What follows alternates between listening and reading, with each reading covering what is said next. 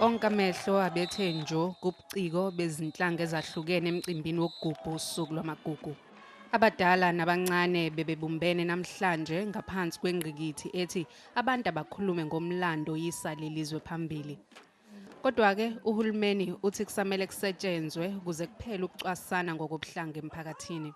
Our quest for a non-racial society is far from over. Inequality and unemployment unmask the reality that there is much that still divides us. We are still divided along many lines. This reality undermines our ability to form a common identity and an inclusive nationhood. But we cannot stop from forging a nationhood that we can all belong to, that we can all be proud of.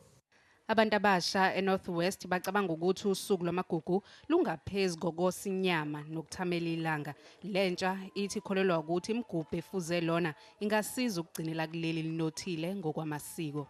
We should not be ashamed of who we are, even if we are Venda, Songa, every culture that we are, we should be proud. Everyone can be able to express him or herself, and that's where we connect. It's all about going back where you belong, know your culture, know your language properly. Let us understand each other's cultures, each other's histories.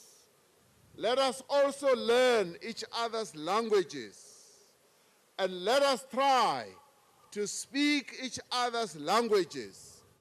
Umnyango wezobuciko namasiko usukhipha incwadi ekhuluma ngokweseka izwe lakuleli. Lo mnyango unethemba lokuthi izofundisa iningi labantu ngeningizimu Afrika.